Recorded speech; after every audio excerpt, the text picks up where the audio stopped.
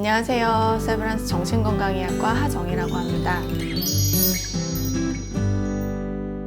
우리가 이제 병이라고 말하는 우울증은 단순히 기분이 울적한 것과는 다르게 하루 대부분의 기간 동안 의욕이 없고 울적한 상태가 거의 매일 지속이 되고요. 이로 인해서 신체나 생각, 행동에도 영향을 미쳐서 원래 잘 하던 일상생활이나 사회생활에 영향을 많이 주고 있는 병을 말합니다. 가장 대표적인 주요 우울증 같은 경우에는 옆에 있는 9가지 증상 중에 5가지 이상이 거의 2주 동안 매일 있다면 의심해 볼 수 있습니다. 우울증은 어떤 특정 사람만 걸리는 것이 아니라 뇌의 신경전달 물질의 균형이 깨지는 뇌의 병이기 때문에 어느 누구에게나 찾아올 수 있는 병입니다. 하지만 조금 더 취약할 수 있는 분들은 있는데요. 대표적으로는 여성이 남성보다 우울증에 걸릴 확률이 한 2배 정도 높습니다. 실제로 여성 호르몬 자체가 기분에 굉장히 영향을 많이 미치는데요. 여성 호르몬이 급격하게 변하는 시기인 출산 직후나 갱년기, 그리고 월경 전후에 특히 취약할 수 있습니다. 중년 남성분들 또한 40, 50대가 되면서 남성 호르몬이 굉장히 떨어지게 되는데 이때 우울증의 중요한 세로토닌 수치가 떨어진다고 알려져 있습니다. 그래서 불안이나 우울에 취약할 수 있고요. 특히 이 시기는 남성분들이 퇴직이나 이직과 같은 여러 가지 삶의 변화가 이렇게 같이 동반되는 시기이기 때문에 특히 조심하는 게 필요합니다. 그리고 본인의 감정을 표현하는 사람들보다는 남의 시선을 좀 많이 의식하고 본인의 내색을 잘 하지 않고 속마음을 감추는 분들이 조금 더 우울증에 취약합니다. 이런 분들은 특히 다른 사람한테는 굉장히 너그러운데 본인한테는 굉장히 가혹하고 이렇게 엄격한 잣대를 들이미는 경우가 많습니다. 그리고 완벽주의적인 성향을 가지시는 분도 본인이 어떤 목표하는 것을 도달하지 못했을 때 뭐 아니면 도달하는 식으로 본인을 굉장히 질책하고 비난하면서 우울감에 빠지기가 쉽습니다. 우울증의 예방이나 치료에는 첫 번째로는 잠이 굉장히 중요합니다. 잠이 이제 보약이라는 옛날 말이 있는 것처럼 잠은 단순히 신체 회복뿐만이 아니라 기억을 저장하고 기분에 관련된 호르몬의 균형을 잡는 데 굉장히 중요합니다. 잠만큼 중요한 것이 운동인데요. 흔히 그냥 운동이 좋다라고 아시는 것뿐만이 아니라 운동을 했을 때 세로토닌의 분비가 올라가고 그 뇌를 튼튼하게 만드는 뇌 신경 전달 물질 또한 증가한다고 알려져 있습니다. 밝은 햇빛을 쬐는 것도 세로토닌 합성을 증가시키고 밤에 잘 잘 수 있게 멜라토닌 분비를 촉진시킨다고 알려져 있어서 하루 종일 좀 실내에서 틀어박혀서 지내시는 분들은 점심시간이라도 좀 나가서 밝은 햇빛을 잠깐이라도 쬐는 거를 추천드립니다. 본인의 정신 건강을 위해서는 다른 사람의 시선에 연연하기보다는 내 안에서 뭐가 진행되고 있는지 나의 감정 상태를 그때그때 알아차리는 게 필요합니다. 자신의 감정을 좀 표현해 본 적이 없으신 분들은 내가 어떤 상태에 있는지 모르고 한참 있다가 여러 가지 증상이 올라오고 나서 병원에 오시는 분들이 상당히 많거든요. 그래서 본인이 좀 이유 없이 짜증이 나고 예민하고 화를 내거나 자꾸 다른 사람과 부딪힌다면 혹시 내가 울적하진 않은지 너무 지쳐있지 않는지 돌아보는 것도 필요합니다. 또 하나 말씀드리면 다른 사람한테 스트레스 받지 않고 본인 혼자 좀 쉴 수 있는 휴식 시간을 짧게라도 하루 중에 가지실 거를 주로 추천을 드리는 편이고요. 과도한 목표를 세우고 따라가지 못하는 본인을 질책하기보다는 현실적인 목표를 세우고 내가 지금 못하고 있는 것보다는 내가 잘 하고 있는 것에 대해서 스스로 인정하는 습관을 갖는 것이 중요합니다. 마지막으로 당부드리고 싶은 것이 있는데요. 우울이 본인을 지배하고 있고 일상생활에 어려움이 있다면 본인을 질책하지 마시고 조금 더 일찍 병원에 오셔서 적절한 약물 치료를 병행하는 것이 좋을 것 같습니다. 안녕하세요. 세브란스 병원 정신건강의학과 정영철입니다. 우울증은 사람의 마음은 이제 날씨와 비슷하다고 생각을 하는데요. 아침에는 흐렸다가 또 낮에는 개기도 하고 그것처럼 저의 마음은 계속 조금씩 변화가 일어나는데 비가 하루 이틀 오는 건 괜찮은데 만약에 3일, 4일 계속 내리면 장마철인가? 라고 제가 얘기하는 것처럼 그 하나의 감정, 우울감이 계속 마음의 중심에 있는 거, 그것이 2주 이상 계속 있는 거를 흔히 우울증이라고 합니다.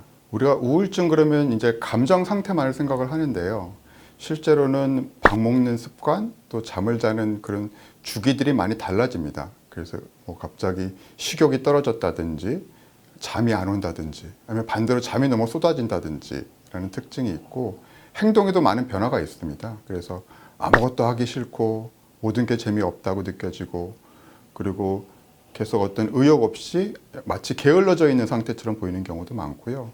가장 흔하게 나타나는 특징은 부정적인 생각들이 계속 머릿속에서 맴도는 반추라는 현상이 있습니다.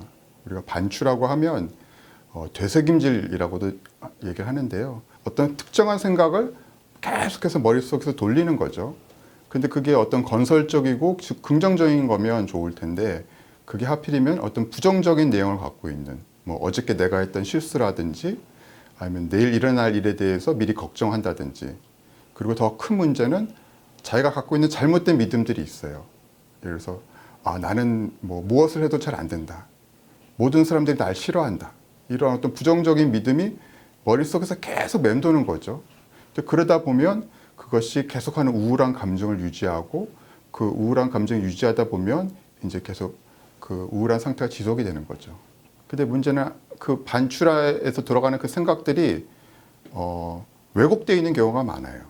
예를 들어서 아무도 나를 좋아하지 않는다라는 거는 분명히 최근에 일어났던 일 중에 뭐 몇몇 사람들이 나를 미워하고 나를 욕할 수는 있겠지만 그렇다고 해서 모든 사람들이 나를 다 미워하는 건 아닌 거죠. 저는 그 마음속의 소리를 억지로 피하라고 하지 않습니다. 그렇게 되면 더 힘들어질 수가 있거든요. 그렇게 너무 억지로 그 잘못된 마음의 소리를 피하기보다는 그냥 그 마음의 소리를 약간 객관적으로 볼 필요가 있어요. 그리고 그것이 늘 진실이 아니다라고 생각을 하고 어디에서 뭔가 이게 잘못 왜곡이 됐는지를 한번 살펴볼 필요가 있습니다.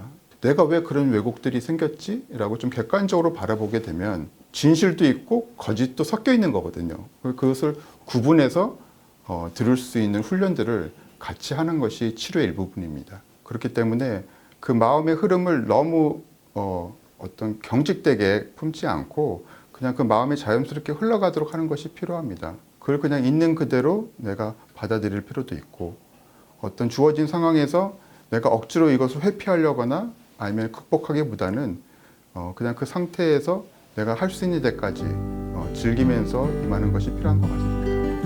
안녕하세요. 세브란스 병원 정신건강의학과 박혜윤입니다. 코로나 블루라는 말은 이제 코로나랑 블루 이렇게 두 가지가 합쳐진 말인데요.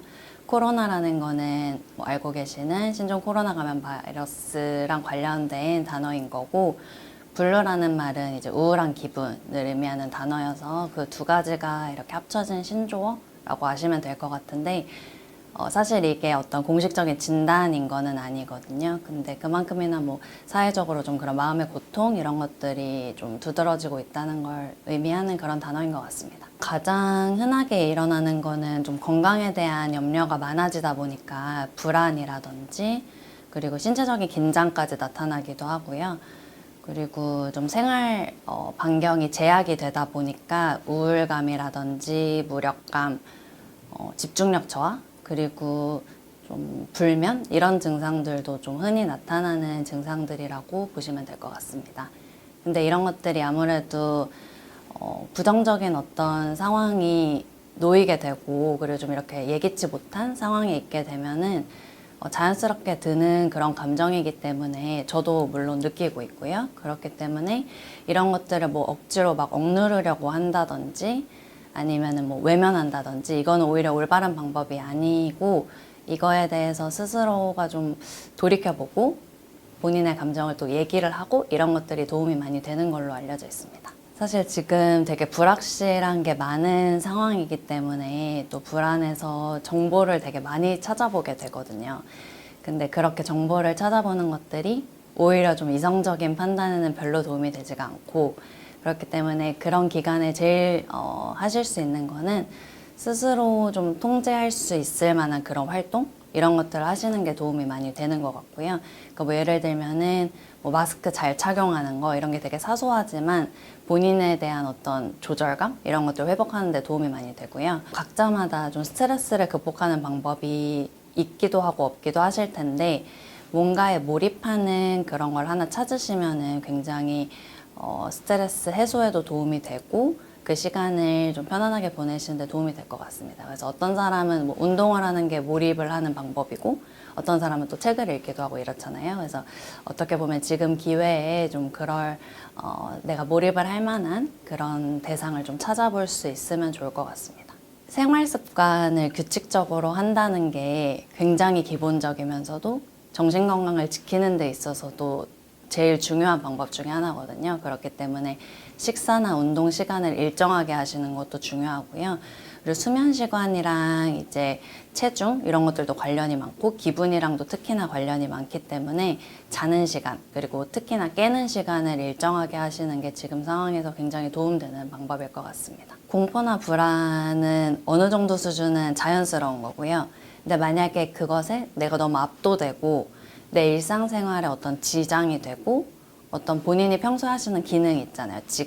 직장이라든지 학업이라든지 이런 데 문제가 되는 수준이라면 그때는 이제 정신건강 전문가를 좀 찾아서 상담을 하시는 게 필요할 것 같습니다. 크게든 작게든 서로 다들 이 상황 극복하려고 노력을 많이 하고 계시잖아요. 사실 자가격리 하고 계시는 분들 그리고 가족분들은 심리적으로도 되게 압박도 많이 있으실 것 같고 부담감도 크실 것 같은데 지금 하시는 것들이 어떻게 보면은 지금 사회적으로 좀 안정을 찾기 위해서 굉장히 희생도 하시고 굉장한 노력을 많이 하고 계시는 거기 때문에 스스로도 그거에 대해서 좀 격려하는 마음이나 이런 걸 스스로 좀 가지시고 서로 가족들도 지금 하시는 것들이 굉장히 나라나 뭐 주위 사람들의 안전을 위해서 내가 노력하고 있다라는 것을 인정해주는 그런 마음이 필요할 것 같습니다. 그렇기 때문에 서로에 대한 좀 응원 그리고 고생하시는 분들에게 좀 감사의 말 한마디씩 이런 것들을 해주시는 게 사회적으로도 좀 연대감이라든지 뭐 신뢰 이런 것들을 통해서 지금 위기 상황을 좀 쉽게 잘 지나가는 데 있어서 힘이 되는 길이 될 것 같습니다.